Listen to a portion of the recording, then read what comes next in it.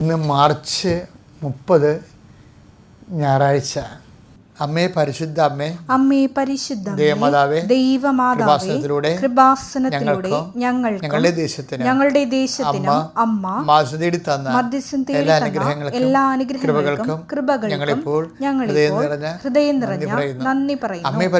അമ്മേ പരിശുദ്ധമ്മേ, ദൈവമാതാവേ, 2004 ഡിസംബർ 7 ഉച്ചകഴിഞ്ഞ് 2:30 കൃപാസനത്തിൽ സംഭവിച്ച അമ്മയുടെ പ്രത്യക്ഷപ്പെടലിനെ തിരുസഭയ്ക്ക് സമർപ്പിച്ചിരിക്കുന്ന പഠനരേഖകളുടെ മേൽ സഭാത്മകമായ പഠനം ആരംഭിക്കുവാൻ ഞങ്ങൾ താഴ്മയോടെ പ്രാർത്ഥിക്കുന്നു. അമ്മേ പരിശുദ്ധമേ, ഭൂസ്വർലോകങ്ങൾ രാജ്ഞിയായ അങ്ങയ്ക്ക് ഭൗമ സംരക്ഷണത്തിനായി പ്രപഞ്ചപ്രകൃതിയെ തന്നെ തിരുസഭ പ്രതിഷ്ഠിക്കുവാൻ ഈ പ്രത്യക്ഷീകരണം വഴി ഇടയാക്കണമേ. പരിശുദ്ധ അമ്മേ, ജപമാല മാതാവേ, സകല കൃപാസനം പ്രാർത്ഥനകളോടും ചേർത്ത് ഞങ്ങളിപ്പോൾ പ്രാർത്ഥിക്കുന്ന ഈ കുടുംബത്തിന്റെ പ്രത്യേക നിയോഗം പരമക്കളെ.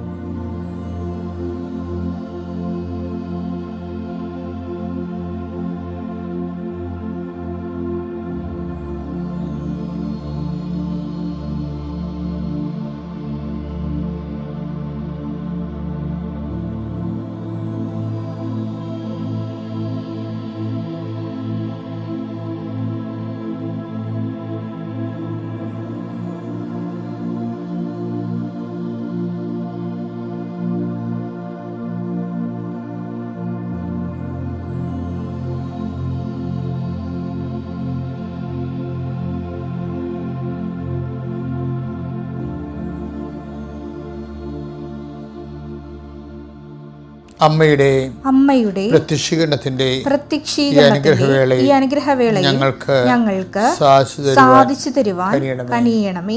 ആമേൻ. വിശ്വാസ പ്രമാണം. സർവശക്തനായ പിതാവും ആകാശത്തിന്റെയും ഭൂമിയുടെയും സൃഷ്ടാവുമായ ദൈവത്തിൽ ഞാൻ വിശ്വസിക്കുന്നു. അവിടുത്തെ ഏകപുത്രനും ഞങ്ങളുടെ കർത്താവുമായ ഈശോമിശിഹായിലും ഞാൻ വിശ്വസിക്കുന്നു. ഈ പുത്രൻ പരിശുദ്ധാത്മാവിനാൽ ഗർഭസ്ഥനായി കന്യകാമറിയത്തിൽ നിന്ന് പിറന്ന് പൊന്തിയോസ് പീലാത്തോസിന്റെ കാലത്ത് പീഡകൾ സഹിച്ച് കുരിശിൽ തറയ്ക്കപ്പെട്ട് മരിച്ച് അടക്കപ്പെട്ട് പാതാളങ്ങളിൽ ഇറങ്ങി മരിച്ചവരുടെ ഇടയിൽ നിന്ന് 3-ാം നാൾ ഉയർത്ത് സ്വർഗത്തിലേക്ക് എഴുന്നള്ളി സർവശക്തിയുള്ള പിതാവായ ദൈവത്തിന്റെ വലതുഭാഗത്തിരിക്കുന്നു. അവിടെ നിന്ന് ജീവിക്കുന്നവരെയും മരിച്ചവരെയും വിധിക്കുവാൻ വരുമെന്നും ഞാൻ വിശ്വസിക്കുന്നു. പരിശുദ്ധാത്മാവിലും ഞാൻ വിശ്വസിക്കുന്നു. വിശുദ്ധ കത്തോലിക്കാ സഭയിലും പുണ്യവാന്മാരുടെ ഐക്യത്തിലും പാപങ്ങളുടെ മോചനത്തിലും ശരീരത്തിന്റെ ഉയർപ്പിലും നിത്യമായ ജീവിതത്തിലും ഞാൻ വിശ്വസിക്കുന്നു. ആമേൻ. സുഖസ്ഥനായ ഞങ്ങളുടെ പിതാവേ, അങ്ങയുടെ നാമം പൂജിതമാകണമേ. അങ്ങയുടെ രാജ്യം വരണമേ. അങ്ങയുടെ തിരുമനസ് സ്വർഗത്തിലെ പോലെ ഭൂമിയിലും ആകണമേ. അന്നു വേണ്ടുന്ന ആഹാരം ഇന്ന് ഞങ്ങൾക്ക് തരണമേ. ഞങ്ങളോട് തെറ്റ് ചെയ്യുന്നവരോട് ഞങ്ങൾ ക്ഷമിക്കുന്നത് പോലെ ഞങ്ങളുടെ തെറ്റുകൾ ഞങ്ങളോടും ക്ഷമിക്കണമേ. ഞങ്ങളെ പ്രലോഭനത്തിൽ ഉൾപ്പെടുത്തരുതേ, തിന്മയിൽ ഞങ്ങൾ രക്ഷിക്കണമേ. ആമേൻ. നന്മ നിറഞ്ഞ മറിയമേ, സ്വസ്തി. കർത്താവ് അങ്ങയുടെ കൂടെ സ്ത്രീകളിൽ അങ്ങ് അനുഗ്രഹിക്കപ്പെട്ടവളാകുന്നു. അങ്ങയുടെ ഉദരത്തിൻ ഫലമായി ഈശോ അനുഗ്രഹിക്കപ്പെട്ടവനാകുന്നു. പരിശുദ്ധ മറിയമേ, തമ്പുരാന്റെ അമ്മേ, പാപികളായ ഞങ്ങൾക്ക് വേണ്ടി ഇപ്പോഴും ഞങ്ങളുടെ മരണസമയത്തും തമ്പുരാനോട് അപേക്ഷിക്കണമേ. ആമേൻ. എൻ്റെ പ്രിയപ്പെട്ടവരെ, ഇന്ന് ഭൂമുഖത്ത് ഈ ആരാധനയിൽ പങ്കെടുത്ത് പ്രാർത്ഥിക്കുന്ന ഈ ഡെയിലി ബ്രെഡിൽ മനസ്സ് ഉറപ്പിച്ച് പ്രാർത്ഥിക്കുന്ന എല്ലാവരെയും കൃപാസനത്താറെ ജീവനോടെ പ്രത്യക്ഷപ്പെട്ട പരിശുദ്ധ അമ്മയുടെ മാധ്യസ്ഥ ആശീർവദിക്കുന്നു.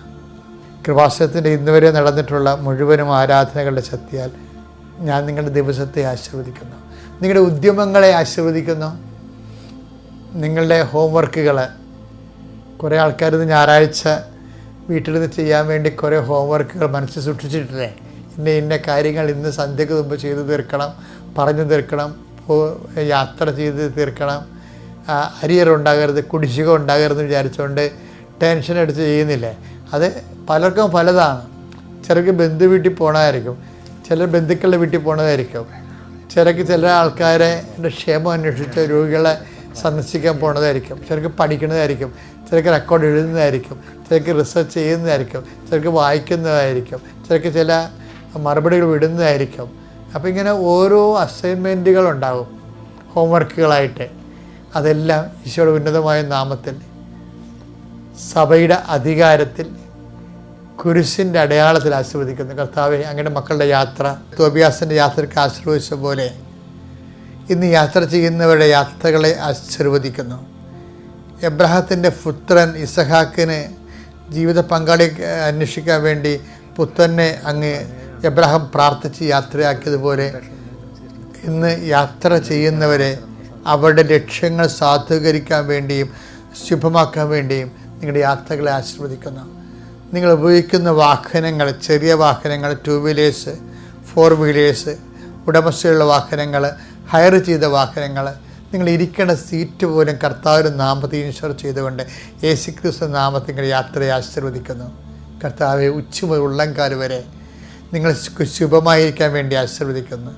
അതുപോലെ തന്നെ പലതരത്തിലുള്ള വിഷമം, ചില കാര്യങ്ങൾ ചിലർ മറന്നു പോകാറുണ്ട്.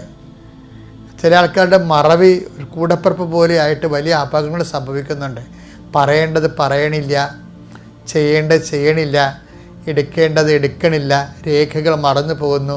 അങ്ങനെ മറന്നു പോയതിൻ്റെ ഭവിഷ്യത്തിൽ അനുഭവിക്കുന്ന മക്കളെ ഇപ്പോഴിപ്പോൾ രണ്ടാമത് ആശീർവദിക്കുന്നു. കർത്താവെ, അത് പരിഹരിക്കപ്പെടാൻ വേണ്ടി അത് പരിഹരിക്കുക. അതുപോലെ കാണാപോയ വസ്തുക്കൾ കർത്താവെ, അതുപോലെ തന്നെ മറഞ്ഞിരിക്കുന്ന വസ്തുക്കൾ ആശീർവദിക്കുന്നു. തമ്മിൽ ഭിന്നതയോടെ കഴിയുന്നവർ ഐക്യപ്പെട്ട് ജീവിച്ചതിനെ കൊള്ളാമായിരുന്നു, ആരാദ്യം ഐക്യപ്പെടുമെന്ന് അറിയത്തില്ല, ഐക്യപ്പെട്ട് കഴിഞ്ഞാൽ അവർ അംഗീകരിക്കുമെന്ന് അറിയത്തില്ലെന്ന് ആശങ്കപ്പെടുന്നവരെ ആത്മാവിൻ്റെ അഭിഷേകത്തോടെ ആശീർവദിക്കുന്നു. കർത്താവിൻ്റെ ശബ്ദത്തിലേക്ക് ആവശ്യിക്കട്ടെ. നിനക്കതിനുള്ള അവസരം കർത്താവ് നൽകട്ടെ. ലോർഡ് ഇൻഫ്യൂസ് സ്പിരിറ്റ്, എൻ്റെ കർത്താവിൻ്റെ ഉന്നതമായ നാമത്തിൽ സഭയുടെ അധികാരത്തിൽ കുരിശിൻ്റെ അടയാളത്തിൽ നിൻ്റെ ഉദ്യമങ്ങൾ, സംരംഭങ്ങൾ കർത്താവ് ആശീർവദിക്കട്ടെ. എൻ്റെ പ്രിയപ്പെട്ടവരെ, പിന്നെ ഉണ്ടല്ലോ, അതായത് ഈ അനുതാപത്തിന് പോലും ഇപ്പം നോൻപ് ഒരവസരമാണല്ലേ, ഇതിൻ്റെ അവസരമാണ്, അനുതപിക്കാനുള്ള അവസരമാണ്. ഹെബ്രായർ 12:17 എടുത്തേ. പിന്നീട് അവകാശം പ്രാപിക്കാൻ ആഗ്രഹിച്ചപ്പോൾ അവൻ തിരസ്കരിക്കപ്പെട്ടുവെന്ന് നിങ്ങൾക്കറിയാമല്ലോ. കണ്ണീരോടെ അവൻ അത് ആഗ്രഹിച്ചെങ്കിലും അനുദപിക്കാൻ അവന് അവസരം ലഭിച്ചില്ല. ഇതാണ് സംഭവം. അനുദപിക്കാൻ അവന് അവസരം ലഭിച്ചില്ല. അവസരമാണിത്, അനുതാപത്തിൻ്റെ ഒരു അവസരമാണിത്. നൻപകാലവേ, അനുതാപത്തിൻ്റെ അവസരമാണ്. നിങ്ങൾ ദൈവത്തിനേക്കാൾ പ്രാധാന്യം എന്തെല്ലാം വിഷയങ്ങൾ കൊടുത്തിട്ടുണ്ടെങ്കിലും ജീവിതം അശുഭമാകാൻ സാധ്യതയുണ്ട്. ദൈവം ശുഭമാക്കുന്നില്ലേ? ഇപ്പം ജെറമിയ 7:23 എടുത്തേ. എന്നാൽ ഒരു കാര്യം ഞാൻ അവരോട് കൽപ്പിച്ചിരുന്നു. എന്റെ വാക്ക് അനുസരിക്കുവിൻ. ഞാൻ നിങ്ങളുടെ ദൈവവും നിങ്ങൾ എന്റെ ജനവുമായിരിക്കും. ഞാൻ നിങ്ങളോട് കൽപ്പിക്കുന്ന മാർഗത്തിലൂടെ ചരിക്കുവിൻ. നിങ്ങൾക്ക് ശുഭമായിരിക്കും. എൻ്റെ മക്കളെ, അതായത് ആക്കുന്നതിന് വേണ്ടിയാണ് ശരിക്കും ഉടമ്പടിയുടെ ഉദ്ദേശം. എന്താ? ഞങ്ങൾക്കറിയാം, കൃപാസനത്തിൽ ദിവസവും ആൾക്കാർ സാക്ഷ്യം പറയുകയല്ലേ, അവരുടെ ജീവിതം ശുഭമായ കാര്യങ്ങളാണ് പറയണത്. ചില ആൾക്കാർ ഉടമ്പടിക്ക് അത്ര കണ്ട അനുഭവങ്ങൾ ചേർക്കില്ല. എന്താ കാര്യം? അവരെടുക്കുമ്പോൾ തന്നെ അവർക്ക് ഇതൊക്കെ ചെയ്യാൻ പറ്റുമോ, എങ്ങനെ ചെയ്യും എന്നൊക്കെ വിചാരിച്ചുകൊണ്ട് കുറേ ആരംഭമായിട്ട് തന്നെ മടുപ്പോടുകൂടി ചെയ്യുന്ന ആൾക്കാരുണ്ട്. മറ്റുള്ളവരുടെ പ്രേരണ കൊണ്ടോ പ്രോത്സാഹനം കൊണ്ടോ പിന്നെ ചെയ്ത് നോക്കാം എന്നൊക്കെ പറഞ്ഞ് ഉടമ്പടിയുടെ ഉപ്പ് നോക്കുന്ന ആൾക്കാരുണ്ട്. അതാണ് അവരെ മാറ്റി നിർത്തി കഴിഞ്ഞാൽ വൃത്തിയും മെനയുമായിട്ട് ഉടമ്പടി ചെയ്തിരിക്കുന്ന എല്ലാവരും സാക്ഷ്യബോധരുണ്ട്. ദൈവത്തിൻ്റെ ഏറ്റവും വലിയ ആഗ്രഹം എന്ന് പറയുന്നത് നമ്മുടെ ജീവിതം ശുഭമാക്കണമെന്നാണ്. ഇപ്പം ദൈവം തന്നെ ലോകം സൃഷ്ടിച്ചപ്പോൾ എന്താ പറഞ്ഞത്? എല്ലാം ശുഭമായിരിക്കണം എന്നല്ല പറഞ്ഞതല്ലേ? എല്ലാം ശുഭമായിരിക്കണം. അപ്പോൾ ദൈവത്തിൻ്റെ ഒരു ബേസിക് മെൻറ്റാലിറ്റി എന്താണ്? എല്ലാം ശുഭമാക്കുക, എല്ലാം നല്ലതാണെന്ന് കണ്ടു. Take the word of God. ഉൽപ്പത്തി 1:31 വാക്യം വായിച്ചേ. താൻ സൃഷ്ടിച്ചതെല്ലാം വളരെ നന്നായിരിക്കുന്നുവെന്ന് ദൈവം കണ്ടു. ദൈവിക ഇടപെടലിൻ്റെ മൗലികമായ മുഖമുദ്രയാണ് ശുഭം എന്ന് പറയുന്നത്. എല്ലാം എന്നാണ് പറയുന്നത്. വളരെ നന്നായിരിക്കുന്നുവെന്ന് ദൈവം കണ്ടു. എല്ലാം നല്ലതായിരിക്കുന്നത് കണ്ടു എന്ന് ഓരോ ദിവസവും കഴിയുമ്പോഴും അവസാനം പറയണത് എന്തുകൊണ്ടാണ് ദൈവം ഇങ്ങനെ പറയാൻ കാര്യം? ദൈവത്തെക്കാൾ വലിയൊരാളില്ലാത്തത് കൊണ്ടാണ് ദൈവം തന്നെ നല്ലതാണെന്ന് സാക്ഷ്യപ്പെടുത്തുന്നത്. കഴിഞ്ഞ ദിവസങ്ങളിൽ നിലയ്ക്കൽ ധ്യാനിപ്പിക്കാൻ പോയി. അവിടെ എക്യുമെനിക്കൽ ചർച്ച നമ്മുടെ വനത്തിൻ്റെ ഉള്ളിലെ. അപ്പോൾ അവിടെ ഒത്തിരി പേരുണ്ടായിരുന്നു. അപ്പോൾ അവിടുത്തെ ആ സമയത്ത് കർത്താവ് എന്നോട് പറഞ്ഞത്, എല്ലാം ശുഭമായിരിക്കണം ദൈവം കണ്ടതിൻ്റെ കാരണം. ഇപ്പം നമ്മൾ പറഞ്ഞില്ലേ, ഇപ്പം ഉൽപ്പത്തി 1:31 എന്ന് പറഞ്ഞത്, സൃഷ്ടിയെല്ലാം കഴിഞ്ഞപ്പോൾ എല്ലാം വളരെ നന്നായിരിക്കുന്നുവെന്ന് ദൈവം കണ്ടു. അപ്പോൾ ദൈവം കണ്ടു എന്ന് പറയുമ്പോൾ എന്തുകൊണ്ടാണ് ദൈവം നന്നായിരിക്കുമെന്ന് പറയാൻ കാരണം വെച്ച് കഴിഞ്ഞാൽ അത് ഹെബ്രായർ 6:13 അതിൻ്റെ കാരണം. അത് ഇന്നലെ ആ ലിങ്ക് ഇന്നലെയാണ് പരിശുദ്ധാത്മ പറയണത്. പറഞ്ഞേ. ദൈവം അബ്രാഹത്തിന് വാഗ്ദാനം നൽകിയപ്പോൾ ദൈവം അബ്രാഹത്തിന് വാഗ്ദാനം നൽകിയപ്പോൾ തന്നേക്കാൾ വലിയവനെ കൊണ്ട് ശപഥം ചെയ്യാൻ ആരുമില്ലാതിരുന്നതിനാൽ തന്നെ കൊണ്ട് തന്നെ ശപഥം ചെയ്തു. അത് തന്നെ ആ പ്രിൻസിപ്പിളാണ് ഇവിടെ എടുത്തിരിക്കണേ. എന്നുവെച്ച് കഴിഞ്ഞാൽ ദൈവം സൃഷ്ടിച്ചത് എല്ലാം നല്ലതാണെന്ന് ദൈവം കാണുകയാണ്. എന്താ കാര്യം? അത് നല്ലതാണെന്ന് പറയാൻ ദൈവത്തെക്കാൾ വലുത് വേറെ ഇല്ലാത്തത് കൊണ്ടാണ് ദൈവം തന്നെ അത് വളരെ നല്ലതാണെന്ന് പറയാം. കാര്യം നല്ലതാണത്. നമ്മുടെ ജീവിതത്തിലെ നമ്മളുടെ ഇഷ്ടങ്ങൾക്ക് എതിരെ എന്തെങ്കിലും സംഭവങ്ങൾ ജീവിതത്തിൽ നടന്നു വിചാരിച്ചോ, അത് ഇപ്പം നമുക്ക് കേൾക്കുമ്പോൾ ഒരു അരോചകമായിട്ട് അസ്വസ്ഥതയായിട്ട് തോന്നിയാലും, ഇപ്പം കഴുതക്കുട്ടി അഴിച്ചപ്പോൾ ആ ഉടമസ്ഥനെ അസ്വസ്ഥത തോന്നിയില്ലേ? ഇപ്പം ലൂക്കായുടെ സുവിശേഷം 19:33-34 വചനങ്ങളില്ലേ? അവർ കഴുതക്കുട്ടിയെ അഴിക്കുമ്പോൾ അതിന്റെ ഉടമസ്ഥർ അവരോട് നിങ്ങൾ എന്തിനാണ് കഴുതക്കുട്ടിയെ അഴിക്കുന്നത് എന്ന് ചോദിച്ചു. കർത്താവിന് ഇതിനെ കൊണ്ട് ആവശ്യമുണ്ട് എന്ന് അവർ പറഞ്ഞു. നിന്റെ ജീവിതത്തിൽ നിന്റെ ബുദ്ധിമോശം കൊണ്ട് അല്ലെങ്കിൽ തൽക്കാലത്തേക്ക് നിങ്ങൾക്ക് സങ്കടപരമായ എന്തെങ്കിലും സംഭവം നടന്നാൽ ഉടനെ അതിനെ ശുഭമാക്കണം. എന്താണ്?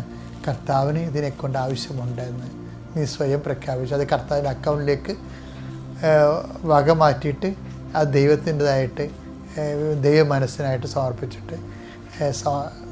ശുഭമാക്കണം.